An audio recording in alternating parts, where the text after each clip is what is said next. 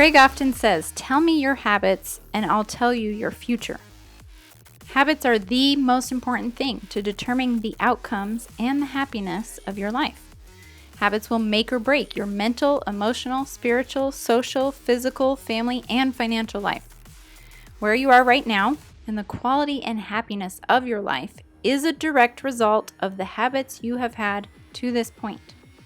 Where you want to go, who you want to become, what you want to do will be the direct result of the habits you cultivate or break today. And yet this is something that is not even taught to children, teens, or young adults anytime during their school years. It's something that very few adults even know. Instead, we're taught to sacrifice our habits or to develop bad habits in the name of grades, tests, or graduation. This is a major contributing factor to the mental health and obesity crises we're seeing in the world today. And this despite the research that shows there is no correlation between academic success and life happiness and success. Let's change that. Listen now to learn what the habits are for a successful life and how to develop and cultivate them intentionally in your own life and in that of your children. This episode is sponsored by Greg's Habits for a Successful Life class for teens and young adults. If you have a teen or a young adult, they need this class. It teaches them the most important habits for creating a successful life. More important than graduation, test scores, grades, is developing the habits for a happy and successful life that will last into adulthood. Learn more about this class by visiting extraordinaryfamilylife.com and clicking on the Habits link.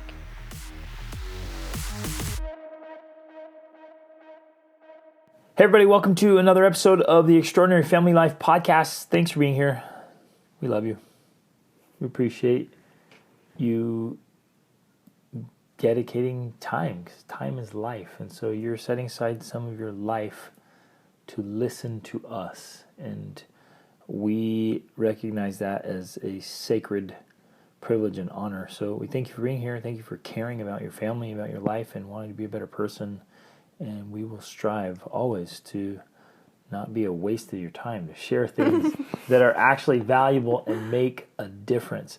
And today, we're going to talk about the most fundamental building block of the outcomes of your life, which is really interesting. If you break this down, it is the fundamental building block of the quality and outcomes of your life.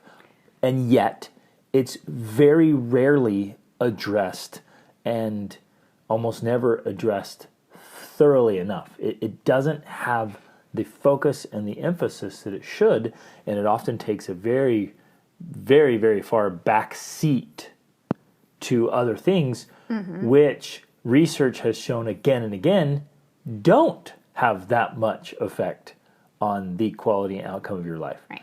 So we're very passionate about things that ultimately don't matter that much, and very passive about the things that do. You mean generally, collectively in society? Yes, exactly. Yep. At first I thought you were talking about us. I'm like, whoa. No, not me. No, not me. Not you. Wait, you got that and probably wrong. not the people listening here. We as a society, thank you for clarifying. Yeah. In society, we have it kind of as a whole, as in general, have it backwards. So exactly. So what we're talking about are the foundational, everything we've studied, we've personally experienced, we've researched, show that this is the foundational piece of creating a happy, successful, meaningful, purposeful life, and exactly and an like awesome you're saying, life, a fulfilling and exciting Personal- and wonderful life. personal and family life. Yep. And yet it should be taught in every school, and yet it's in not every even class, mentioned. in every grade. This should be the emphasis. So what we're talking about today is habit. Because your habits are literally the building blocks of your life. You tell me your habits, I can tell you your future. And it is your habits that determine what you do, who you become, what you achieve. But where's that being brought up? Determines your relationships. Yeah, all of it. The holistic approach to your life, every part of your life, Your physical, mental health, emotional, spiritual, your social, physical financial, all of it is determined by your habits.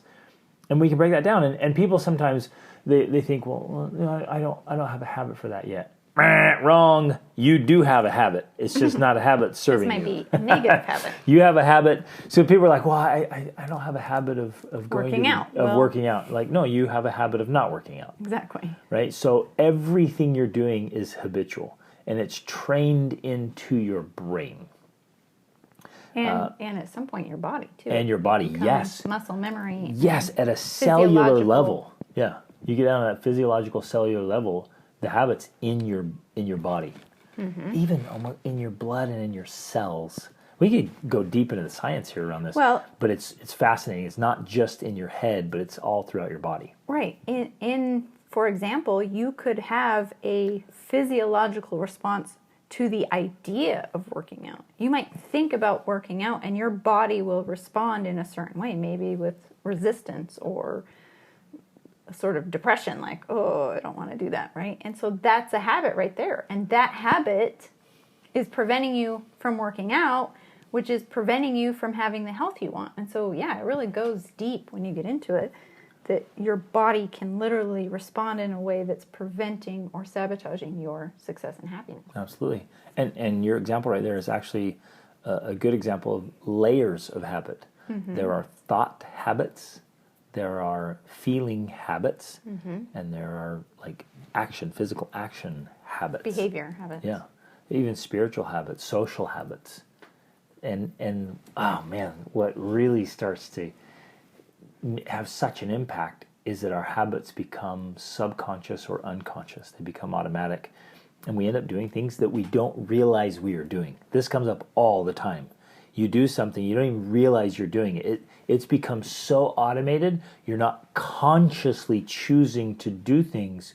You're subconsciously acting them out because they're so deeply ingrained as habits. And it may have been habits that were formed years or decades ago. And you just roll along doing your thing. And people are like, what are you doing? You're like, what do you mean? What do you mean, what am I doing? Like, what's going on? And you can literally be unaware of habits that you're following that are creating outcomes in your life. Right. Which, I mean, you're saying that as though it's a bad thing. It is actually not a bad thing. Right. It's actually the fact that we do that as human beings is a good thing, because otherwise we would be so overloaded with information, trying to remember every single thing that we're supposed to do, and then remembering all the steps of every process, that it would be overwhelming. Right. The conscious mind cannot handle all of the information and data and stimulus and input that's coming at it every day. It can't. Exactly. And so one of the ways that our bodies deal with this is by developing habits that become unconscious. We don't have to think about how to walk, because we have the habit of walking. We know how to do that. We don't have to think about it anymore. We just walk. Where when we were learning how to, you had to pay attention and you had to notice exactly everything you're doing so you could walk. So it's a positive thing. We just have to learn how to use that to our advantage. We have to pay attention to the unconscious habits we do have, decide if they are what we want, if they're positive, if they're going to create the outcomes we want in our lives. And if not, we have to reprogram ourselves so that we then develop the positive habits that will bring us the outcomes we actually want. That's how we use this technique. It's not a technique. We use this subconscious programming to our advantages by reprogramming ourselves. And oh, how different our lives would be if somebody, as a society, think about this, we taught this to children. We told them, hey, everything you're doing now will be a habit that will be a part of your life. So be very thoughtful about it. Be strategic. I mean, if we were teaching this all along the way, if every year we're talking about it in interesting, exciting, and relevant ways to kids, and so we all grow up knowing that our lives are built on habits, think how conscious we'd be and how like directed and intentional. Like, whoa, this is going to be a major part of my life. This is going to be with me, right? You set up a habit. Like, this is going to go with me now for years or decades or the rest of my life. I'm going to be a little more careful about this one. Right. Well, and if we were taught which habits would help us create a successful life, I mean, that's huge. Yeah. Being able to know, oh, these are the habits I want to have. These are the habits that will help me create a successful life. And the challenge is most people don't know. Yeah. They honestly don't. And if you stop people and be like, hey, well, what are the habits that are for a good life? A lot of people don't know. They just genuinely don't. They don't know. No one's ever taught them. They don't spend the time reading and learning and digging and researching, finding the literal common denominators of success. They don't know. And even as because you guys, I'm such a nerd. I talk to people about this everywhere, in the grocery store and like in line and like wherever, on airplanes and buses. Like, hey, what are your habits? What do you? I love talking about this stuff. And I've talked to people who either don't know, and even those who do, say, if you're asking, what are the habits for happiness and success? They know them, but they don't do them. That's what I was actually going to say. Okay. So cognitively, they're like, yeah, it's you do this, Exercise, you do this, you do this. I'm like, okay, eat now healthy. Hold that up against your actual habits. What you're actually doing. Yeah. What are you doing day in and out? And what's interesting is you guys have heard me and Rachel talk about this before, about unconscious incompetence and a lack of awareness. It's interesting how often people think, well, yeah, I'm working out all the time. You're like, well, did you track it? And if you start tracking, you're like, oh, actually, I've been working out twice a week. Or, I feel like I journal all the time. When was the last time you journaled? They're like, oh, yeah, that was 3 weeks ago. Right? Mm-hmm. So we don't have as much awareness as we think, because we kind of automate life as a survival mechanism and just the way life works. And so we're going along. We might know consciously or cognitively know what habits are the right ones, but they don't always align up with our actual habits. That is critical. Mm-hmm. And this piece of awareness. So I guess if you're taking notes, first is to do your homework, study, research, learn, identify the most important habits for a truly happy and successful life. And this was my quest early on, you guys. That's why I was so desperate as a teenager, out on my own, so lonely and so broke and so hopeless and discouraged. I wanted happiness and success so desperately. When I didn't have enough money, there were times I didn't have enough money to buy ramen noodles, man. And that, when you hit that point, it drives you. You're like, I never want to experience this again. And so that drive, I want to find out, how can I be a successful person? Mm-hmm. Then deep, deep loneliness on Christmas and on New Year's and on my birthday. And those three things are all close together. And so it was like this triple stack of loneliness and just the impact there of like, I've got to figure out how to have friends, how to have relationships that last, that are meaningful. And so that drove me to look for these habits. So literally, I've been on a quest since I was 16 years old to identify and implement the habits for a successful and happy life. Yeah. And then, of course, I mean, we've been very deliberate about teaching that to our kids, because we've noticed that that's not being taught. It's not being taught in school. It's not being taught in homeschools. It's not being taught hardly anywhere at all. This whole idea that in order for you to actually be happy and successful in life, yeah, you need to get an education. Yeah, you need to study academic subjects. But really, you need to develop the positive habits that are going to produce the outcomes in your life that you want. In fact, we have this quote that we had our kids memorize, our oldest kids have it memorized, not our younger ones. And I was going to try to say it from memory, but I'll help don't you. Trust myself. So I actually looked it up in case we Every single qualification for success is acquired through habit. Men and women form habits, and habits form futures. You are the kind of person you are because you've developed the habit of being that kind of person. And the only way... we skipped a line.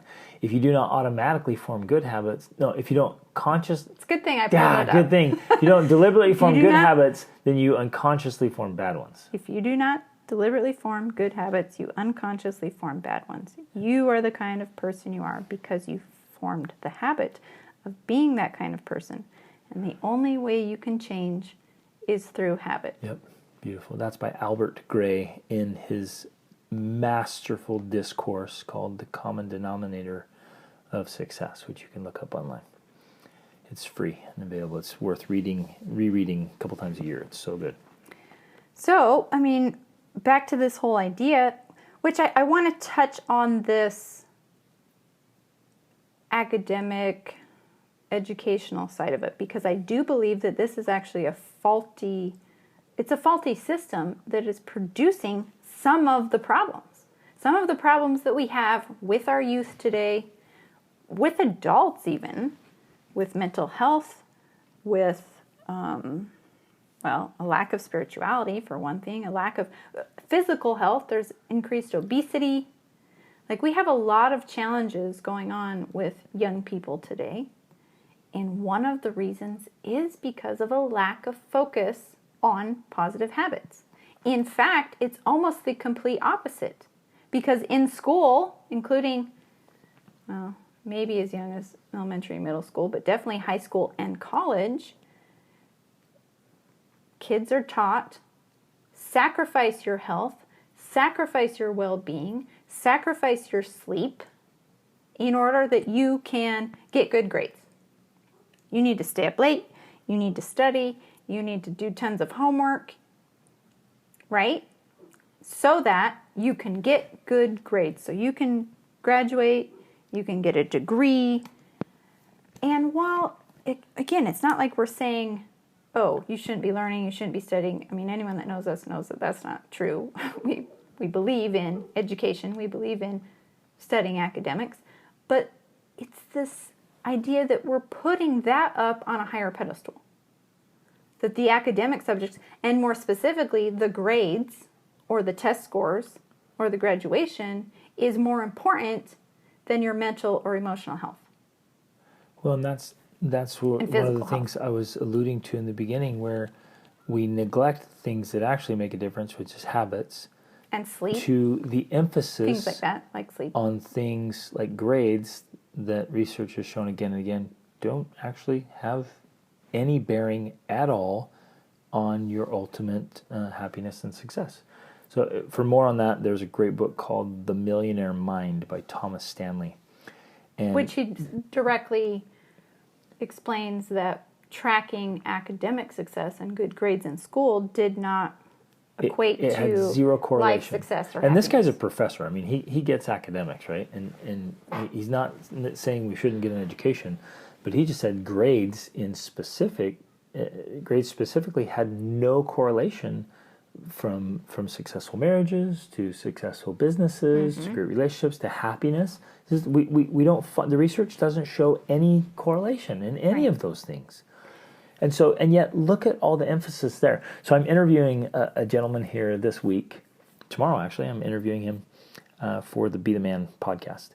And I saw something he was referencing recently. He was talking about bad words that we learn from school. And he says, not at school. Bad words we learn from school. And one of those was grades.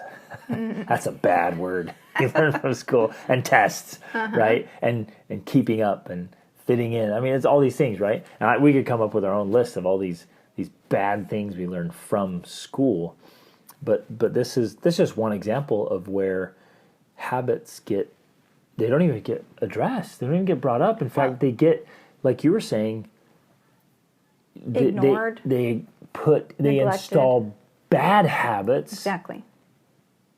So that you could achieve get this a other grade thing, or something. It's just insane. I think the perfect example is this contrast here of, in the pursuit of getting good grades, kids, teenagers, young adults, very often, I mean, it's expected to neglect your sleep, as one example, among other things, in order to get the grade.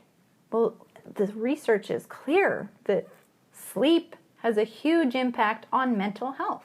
Well, and interestingly, on education and intelligence. Well, that too. So, like, if you don't sleep well while you're in intense learning, you don't retain or comprehend as well. Right. The irony is amazing. Right.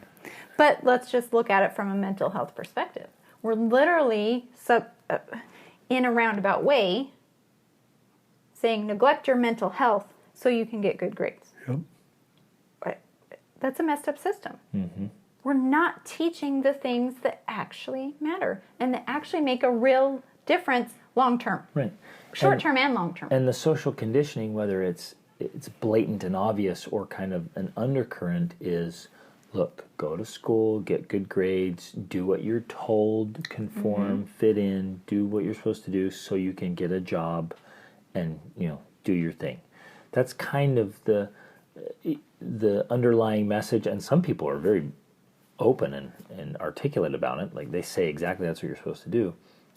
And yet where in that whole dialogue are the messages? The habits for a successful life. life. Where are the habits for a happy and successful life? Where are the people saying, hey, whoa, first and foremost, let's make sure you are a genuinely happy person.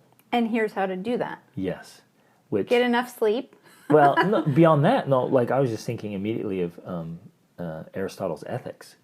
He says, because he dives in deep, what is happiness? Okay, well, and we're not even talking. You're moving to another level. That's now. a whole nother level, but it's worth addressing quickly. Is like, what is happiness really?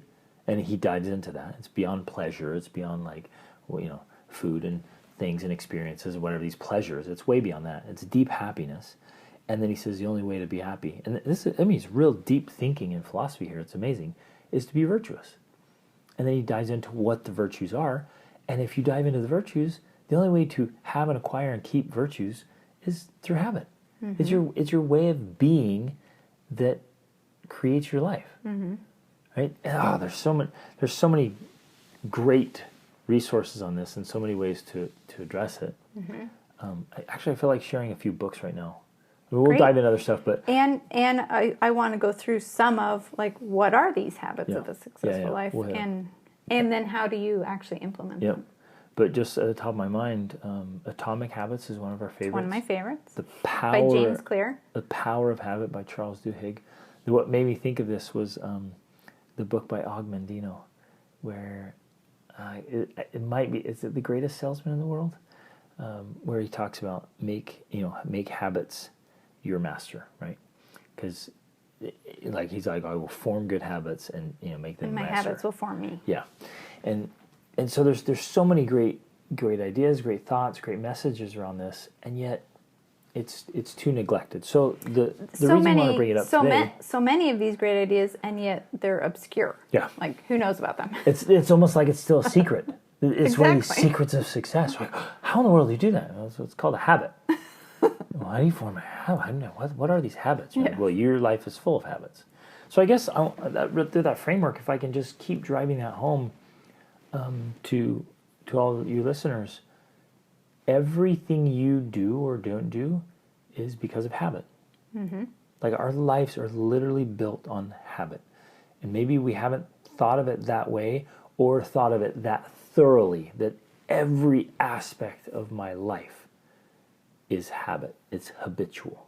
It's all of the interactions with your spouse, your children, what you eat, how you eat, when you go to sleep, when you get up. Every single aspect of your life is built around habit. What you do for money, what you do with money. Mm-hmm. Like, how you feel about money. Yeah, all of it. Even your feelings. Yeah, feelings are habits. Yeah. It's so profound.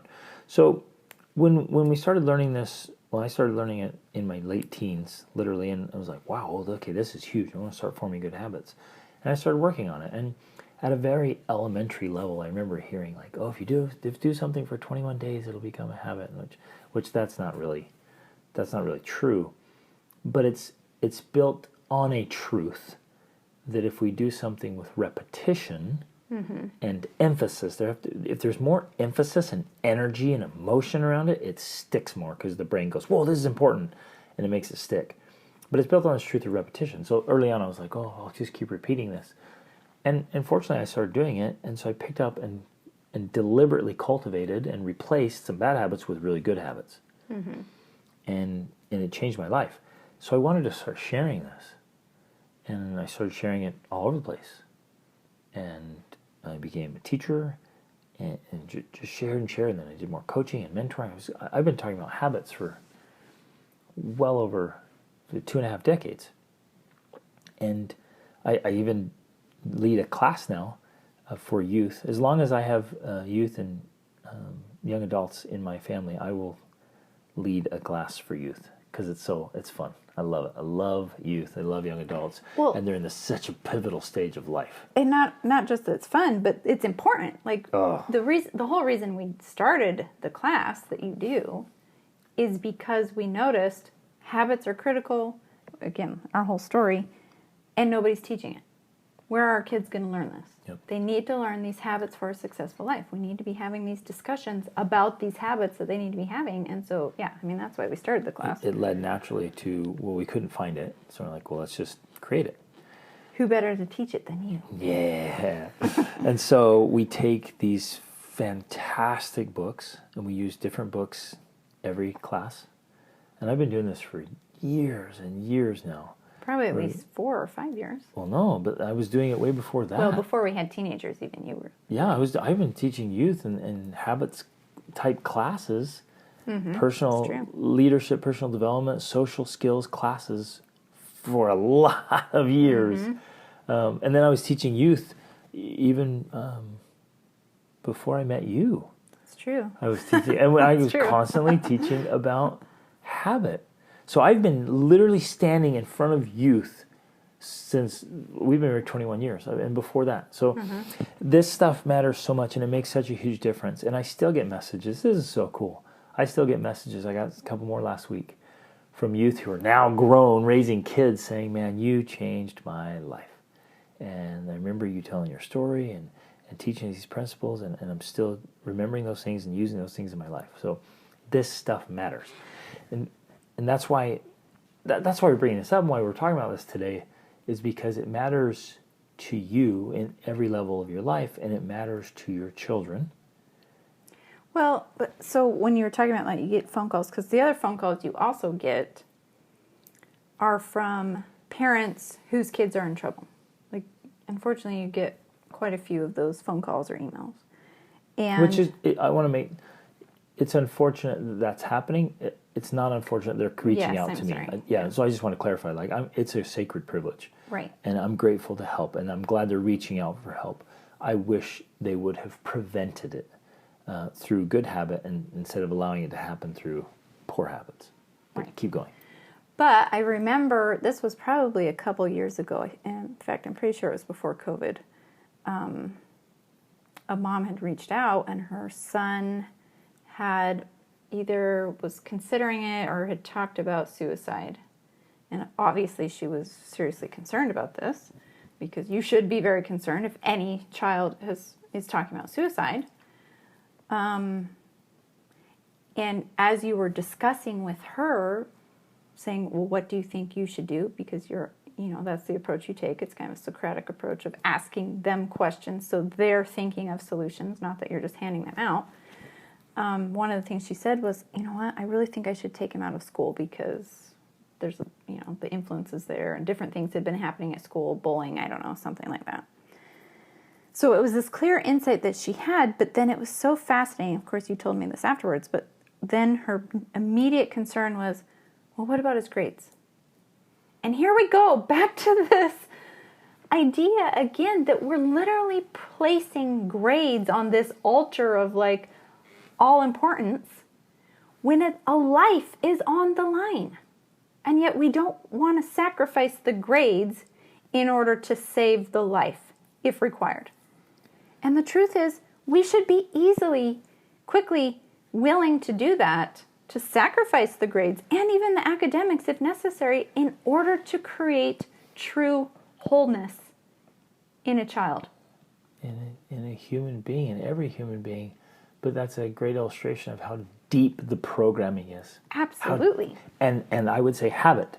How deep the habit is of worrying about grades and our position in society, whether we're keeping up or on pace or at a level. Like, it's so deeply ingrained, even that habit, the thinking and feeling and concern and worry, it's all habitual. Right. It's incredible. And so, we want to dive in and talk about, these great habits and why they make a difference, and how, because of, again, maybe there's a beautiful scale. See it as a scale of habits. So on the far, far side are really destructive habits. On the other far side are just world-class habits. Well, And then everywhere in between, there's a scale of habits. And sometimes some habits are just like, okay. yeah, they're kind of neutral. Yeah, they're neutral. And you're like, well, it's not really serving you, but it's not really hurting you. So there's a full scale of habits, we could say. Right. So obviously, we want to move ourselves to the higher end of the scale and go through each part of our life and see how we can form better habits that optimize our lives and help us feel happier and be more successful. Right. And I would say that, like with anything, there's kind of an 80-20 rule playing out here, and that's, again, some habits are neutral. But if you can focus on a percentage of habits that are the bigger, the producing 80% of the results in your life, and if you can change those, reprogram yourself, that's going to have a major impact on your life. And in fact, looking back over our own lives, I know that we have gone through the process of analyzing every habit in our life, and then, if necessary, reprogramming those habits. And over time, that's what's produced the current life we have, which includes a location-independent income. It includes being able to spend 24 hours a day, 7 days a week with each other and our children. It includes being able to travel, being able to homeschool. I mean, the entire life we've created is a result of, I like to use this word, reprogramming our habits. Because it's our habits that have created the lifestyle we have. Oh, I like that. So if we consider that perhaps 20% of our habits are producing 80% of our results. And so if you'll look at maybe the most important habits, because I would say you could go through your habits and order them in a matter of importance and impact, and then reprogram, be aware of it, reprogram it, get a new in, and use change. I had an interaction recently with a young adult, and I was so glad of it. I had posted something on social media about the ability to change. Just change your personality, change your life. Like, you can just alter who you are. And this individual reached out and says, really? Do you think so? Do you think we have the power to change? I'm like, absolutely we do, because I've experienced it. I've helped others experience it. And this individual said that they'd been struggling with anxiety and fear and wanted to know if am I just stuck with that? Is that just a part of me and my identity? Or is there something I can do about it? I said, well, there's absolutely something you can do about it. And of course, I have this whole file on anxiety and depression, and the file is just filled, chock full of habits. Habits that if it doesn't dispel with it completely, at least manages it very, very well, and takes the negative symptoms almost to null, like nothing, right? And so I shared these with this individual. Like, read this book, think about this, try these things, do these things, right? And man, I got an awesome update, I think yesterday, the day before, and literally said, this is the first week that I can remember where I was able to go an entire week feeling like I was in control of my thoughts. Wow. And that my anxiety was not in control of me. And I was like, yeah, right? It's awesome. And ultimately it was like, yeah, just exercising the discipline to do these habits. That's what that was the report back of, like, I made sure I insisted on doing these habits this week, and guess what? Totally different experience. Absolutely. In as short as a week. Yeah. Just saying, these are the habits I'm going to do, and so I'm going to do them whether I feel like it or not. And that's an important element there, where we start doing these things. Like, nobody cares, and you shouldn't either. Like, I don't feel like it. Nobody cares whether you feel like it or not. That's how I talk to myself. I don't give a crap if you don't feel like taking a cold shower. Get in there, right? It's how I do this. And so you do those things. Which was not one of the habits you told her to do, was take a cold shower. No. That's just one of your habits. That's the next level. That's the next level of habits. And this person wasn't saying, I don't feel like doing it. I'm using this as a general example of, like, there are good habits and you should just do them, period. whether you feel like it or not, you should do them. And by in a day or two or in a week or two, you can create drastic results. And then if you keep going, then they become automated, they become easier. Like Emerson said, that which we persist in doing becomes easier to do. Not that the nature of the thing has changed, but that your ability to do has increased. Right. And so it becomes easier and easier, and then it becomes automated, and then it becomes your way of being. So Which, you're just rolling along, and you're just like, this is just how I do things. And people are like, how do you do that? And you're like, I don't even think about it. I just do it. it's just a habit. Yeah. Well, and I think that this is a good example because I know this person you're talking about, and I view them as a very educated person. They've gone to college. They've Traveled extensively. Like, they're educated and have a lot of exposure to the world. And yet, this emphasizes the point we're making here that, wow, no one's ever taught me about these habits will produce these results, and I can control my thinking, I can reduce my anxiety, I can reduce my depression or eliminate those through habit. Yep. This is not, I just don't understand why it's not being taught. Yep. It should be what we're all learning in school when we get educated. And here's part of the irony is, particularly around this issue, in this country, in the United States, they are far more likely to prescribe some kind of medication as the solution long before they'll ever talk about habits. Where habits would have a far greater effect, and yet, what do? They give you some kind of drug, which really doesn't have that much effect. There's more and more research coming out, and it's like it's not working. That crap's not working, it's causing more problems. Making the problem worse, really. Ooh, and then, sorry, I got to geek out here. They just came out with another research report. They found that regular, vigorous exercise was more effective than medication for depression. And then they found this out. But over the long term, right, they were just tracking exercise versus depression medication. Then over the long term, there was a change, right? It worked initially. It was better. Over the long term, the medication worked initially. Well, no. So exercise is always better. Exercise is always better. So they're just contrasting medication and exercise and the results. And exercise was a little bit better. But then over long term, they wanted to know, well, okay, will that play out? Does this make sense? I'm so confused. So you're saying initially exercise was better than medication. So they found they wanted to see if it was still better over time. Over time. Okay. And they found once they hit this certain threshold of length of time, then they found that exercise was way better than medication. Not just a little. Not just a little better. It was way better because of habit. Okay. Right? You lean into it, and it just found that the results just kept getting farther and farther apart the gap. Yeah, exactly. And so it was better, slightly better, and then it was way better. Slightly better than medication or better than medication, but over time, way better than medication. Exactly. Yeah, fantastic. And that's what they're finding now. But yeah, you're right. They don't... Medicating people for anxiety, depression is not the first response in even like Europe. And so when someone comes to me with this, and you'll find really great physicians and therapists, counselors, etc., psychologists, when somebody comes in, they're going to look at them first thing and say, okay, we're going to identify your habits.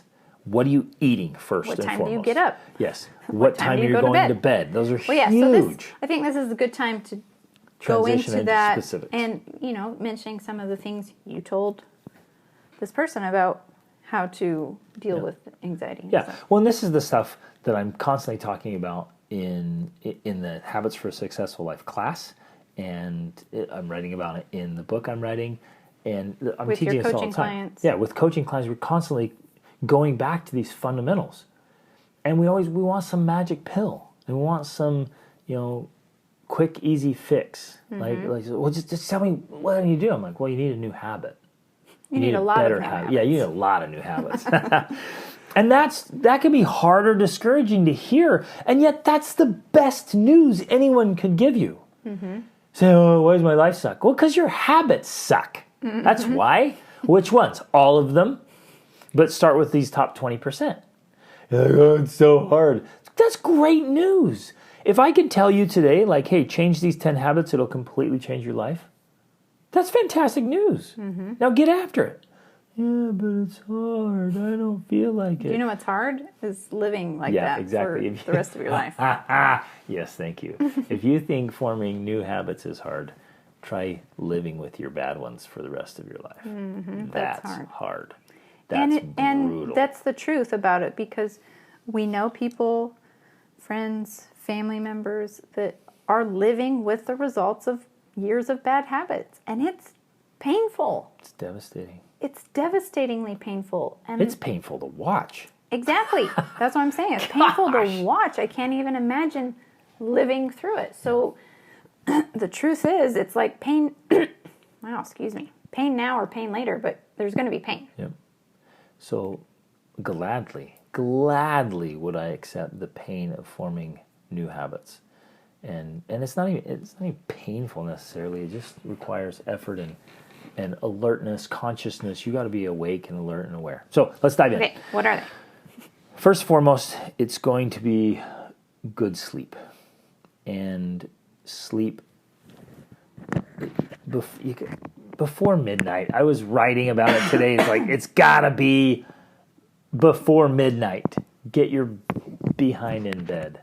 And the only reason you're saying before midnight is because within the last few years we've learned that there are different brain types. I have a different brain type than you. So like 11:30 is basically my bedtime, where you could easily go to bed at 9 or 10. Yep.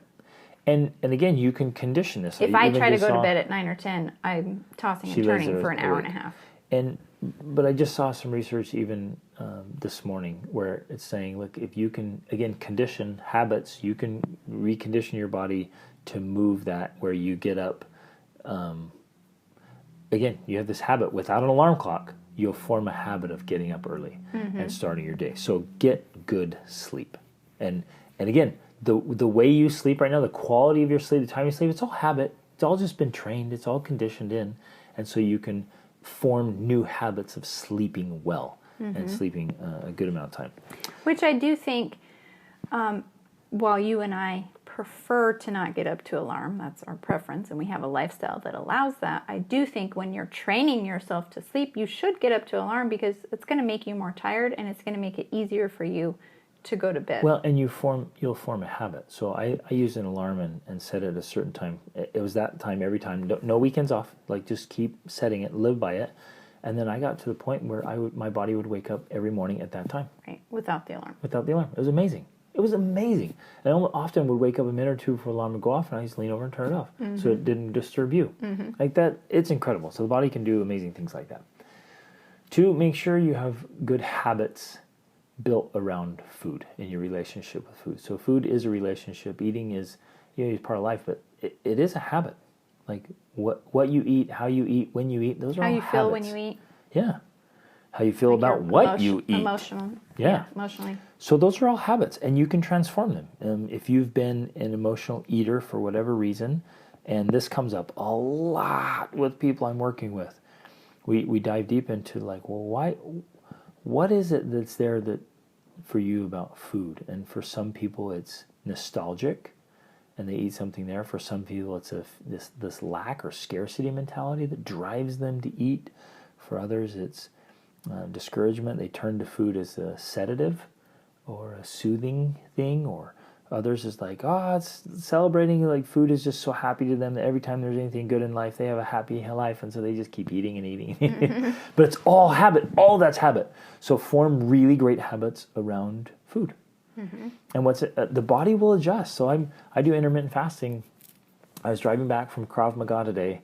I got home at 11:30. I hadn't had a single bite to eat, and I'd just gone through a hard workout. And I'd been up working out, reading, studying, writing, working, like coaching. And I was driving home, and I'm like, man, I feel fantastic. I just had a great workout. I'm like, man, I haven't had a single bite to eat. Right? And so but that's just for me. It's just the way I'm doing intermittent fasting. My body's just trained for that. Right. And it's working. So again, habits. Reading. Before you go to reading, because I think directly connected to the habit of eating is the habit of shopping. Like what you buy at the grocery store is one of the biggest determining factors on the quality of the food you're going to eat. Yep. So that's where it starts right there. People often think it's the other way around somehow. I don't know why, but you've got to change the habit of what you put on your shopping cart. Like, there are just certain things. My kids know. They will come to the store with me, and they like to sometimes tease, and they'll grab a box of Oreos or something and throw it in the cart, and they know. They're like, well, we know we're not getting this. I'm totally teasing Mom, because there's just things we don't buy.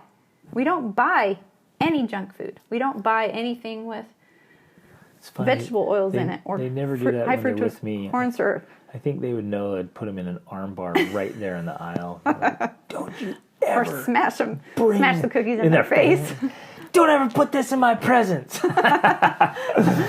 So yeah, you're exactly right. It was interesting. And this comes up, ironically, with clients as well. I had someone, I think it was just in the last week, somebody was like, yeah, you know what, you're right. Like, I'm the one that does the shopping. Like, why do I keep buying this crap? Exactly. It was just this aha of like, wait a minute. I have this habit of shopping. I go to the store and I buy that crap because I have the habit of buying that crap. Right. And someone else was asking me too. They're like, well, how do I get my kids to eat dinner? Or how do I get them to eat healthier food? I'm like, well, what do you mean? Like, stop buying things you don't want them to eat. It's that simple. If you don't want them to eat a certain thing, stop buying it. Right. It is that easy. I don't know. I get it, but it's also laughable to me that you come home with some junk, garbage, that candy or Get something, in a fight with your kids about, right? Or And you it's a battle. You bring it home and turn it into a battle where you're like, just leave that at the store. There's no battle. Because then it's a battle about when they can eat it and how much they can eat and all of this, and you can just eliminate that entirely by not buying it. Yeah. And then you develop the beautiful thing about that is you're developing the habits that they are then going to carry throughout their life. And we're starting to see that somewhat now with some of our older kids. Yep. Because during the past few months, we've been apart. Our older kids have been away from us working and doing different things, but we've been traveling and whatnot. And I've had at least two of them, now that we're back together, saying, oh my gosh, I've missed our food, I've missed our eating, because they were staying with other people that had different habits and different food. And they've noticed a difference. They've noticed that I feel better when I eat this kind of food. I feel better on this type of diet. And so while they are still developing their own habits of, buying things and what they eat on their own, they know when they come back with me, they've got it. And plus, more importantly, they know that this is a healthier way. Yep. And so I'm certain that over time, that's going to become a part of their way of doing life, because they recognize the difference. And we've made it pleasant and pleasurable and not resentful. Right. So this is worth emphasizing so much, that as you want to instill good habits for yourself and your family and your children, do it in a good way, because I promise you, if you do it in a way that breeds resentment, they will resist it and forever, then they'll do the opposite, even if they know it's a good thing. And specifically, like, say with bedtime, if you're having a fight every night trying to get your kids to go to sleep, they're subconsciously going to have a habit of despising sleep and not liking sleep, not wanting to go to bed. Exactly. And you'll create this monster where you're telling them, go to bed, it's good for you, go to bed, we're going to eat food, you're going to eat this, and you're thinking they're going to be like, oh, they're I'm out, conditioning them for the opposite, which in Atomic Habits by James Clear, he goes into that a lot. He talks about the psychology of developing habits. And in fact, this is one of the techniques for creating new habits, is you have to create these positive associations. He talks about something simple like toothpaste and brushing your teeth. He's like, when toothpaste originally came out, it just tasted like bleh. It was like baking powder or something. It wasn't pleasant. And people didn't brush their teeth just because it was slightly distasteful. Yeah, they weren't going to do it just because it was good for them, but once they made it, like whatever, a positive flavor, then it was easier. A fizzy, bubbling experience. Yeah, and it's pleasurable. Yeah. Then people brush their teeth because it was actually a positive experience instead of a negative experience, even in a small way like that. So you have to think about that when you're conditioning habits for yourself and for your kids. There has to be a positive association there. And then on the other side, with eliminating bad habits, you need to create a negative association. One funny way we did this is years ago we watched, and I know we've talked about this before, but we watched Super Size Me. about McDonald's, and the guy in there was like, if I ever have kids and I see McDonald's, I'm going to punch them in the face, right? And that became a family joke. Like, there's McDonald's, we're going to punch you in the face, kids. And it became this negative association, in a silly way with McDonald's. And we never eat at McDonald's. At a fundamental level, use this to your favor. Human beings are driven by pleasure and pain. So positive association, negative association. So as you're trying to deliberately form habits, use those two things in your favor. Attach a negative association to bad habits, and attach a pleasurable, positive sensation to good habits. It'll work massively in your favor and kind of give you fuel for success. So a couple other ones, we can't get in all these, but move your body vigorously and often. I would say 5 times a week. Move your body. Do something. If it's fun, if it's enjoyable to you, you're more likely to do it. So keep doing that. Dancing. Move. Do whatever you got to do to get your body moving. It's got to be. I just can't emphasize this enough. Just move your body. Don't be just sedentary. We did mention reading. Yeah. I just think we need to be, the brain needs nutrients just like the body needs nutrients, and it needs it every day. Mental nutrients. Yep. So you need to nourish your mind every single day. And we do that by, learning languages. So I just hit like 870 days on Duolingo or something, consistent, consecutive days. And so that's just a habit. We just do it now. Like, I don't even have to have reminders or anything. I just do it. And it's become automated. I'm going to do language studies. So that's nourishing the mind. I read books every single day, and I write every day. There's just something magical about reading. Just read and read and read and listen to books. So we read and listen to books every day. And it's become a habit. We've been doing it for so long. I was doing it before I met you, and you before you met me, and we just keep doing it. All of our older kids, 11 and up, do it every single day. Yeah, they do it all the time. And then the littles, I read to them every single night. So I've formed the habit of reading and loving stories, right? And so they already have it. So even the little ones, they already have it. I read to them every single night, so they know. Like, when I'm going to bed, we read something. And I love stories, and we read in the family. So I've already established those habits, and with pleasurable association. So, and see, there's kind of a stacking there. Getting ready for bed is pleasurable. It's fun. It's good. And we read and we learn and we hear stories and we talk about principles. Like, it's all good. So all those good habits are being instilled in just that one habit that I have as a father of reading to my kids before bed. So another habit is what's going on in your head, the self-talk, your endophagia. You need to deliberately address that. So that's a habit, I would say, that needs to be worked on every single day, and it can be done with writing down declarative statements, your I am statements. I mean, there's power in your words. If I could emphasize that, I could do a whole podcast on this, and I feel so adamant about this, that it was one of the poets said, "Is there not thunder in the word?" And I was like, yes, there is. Right? That's so poetic. There's power in our words, and every word we speak has energy in every utterance, and it's true in our thoughts. And so if you have negative self-talk as a habit, and again, it's just a habit. It's not you. It's just not the way you are. You're conditioned that way. It's a habit. So the way you talk to yourself is a habit. So when you're bumping up against a difficulty or a failure, something doesn't work out like you want, or there's a challenge ahead of you, an obstacle, whatever it is, pay attention to what you say next. That's going to reveal your habit. And then we can deliberately replace those things. We can change the conversation in our heads. And we can change our identity statement. So your identity is just a habit. How cool is that? If nothing else sinks in today but that, let that sink in. Your identity is merely a habit. Well, that ties in perfectly with the book that you're going to be reading this semester for the habits classes, Personality Isn't Permanent. Yep. That very idea that it's changeable. Yep. And it's your personality is a result of the habits you have of thinking and acting. Exactly. So let that sink in. Your current personality is just a manifestation of your habits. That's all it is. Your identity, meaning like who you believe yourself to be in every aspect of whether I'm like this or I am this or I'm that, whatever. It's all habit. And so you can alter that and change that piece. Man, we could keep going because there's so many good habits because your entire life is built with habits. Right.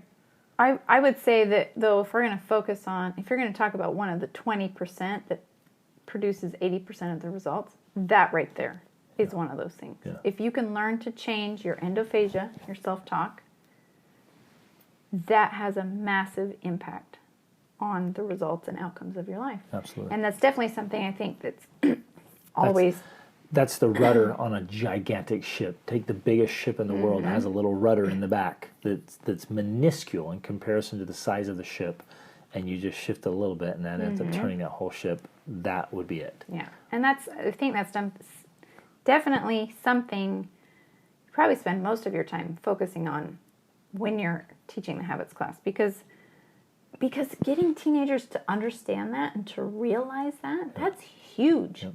That has a huge lifelong impact, generational impact. Yep. That's why it's so powerful. And I've seen it in every single class for years and years and years. I've seen them flip the switch in their heads. And then I've been able to follow them and keep in touch with them for years and watch how it has played out. Right. In just that little shift in identity and self-talk, in mindset. And it's a habit. It's all just a habit. So shifting that habit literally shifted the course of their lives. Yeah. Whoa. So, just to re-emphasize and reiterate, your habits will be the major determining factor in the quality. They are. They are already. right now. Right. It's already happening. It's not like it could be or would be. They are. It is. Your habits right now, whatever they are the determining factor. They're the building blocks for the quality and outcome of your life. And you are where you are, and the quality of the life you currently have is the result of your past habits. Yep. And what you're doing today will, as far as habits goes, will determine what you get tomorrow and in the future. So if you want a different outcome or a better outcome, you need better habits. Done. Write that down. If I want a better outcome, I need better habits. So then I will have a better outcome because I will have better habits. Woo! And it will shape who you are and what you get, what you achieve, all your relationships, your inner peace. Like everything that's happening in your life, inside and out, will all be because of your habit.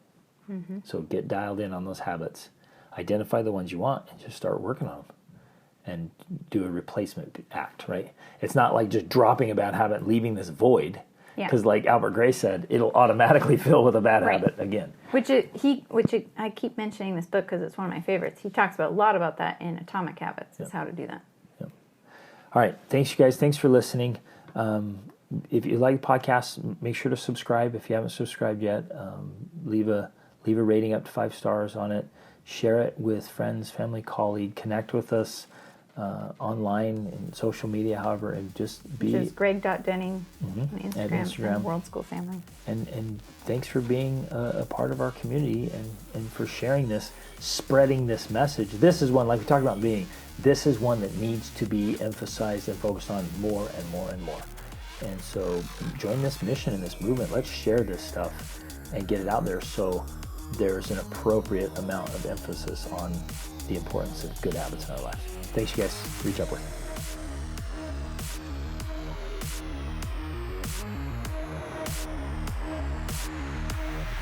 Hey guys, thanks for listening. If you are a youth and you're listening, or if you have youth, the Habits for a Successful Life class is a game changer. It is really special. This specific class, we're going to be reading 2 books by a lady who was a teenage girl during World War II and actually survived Auschwitz.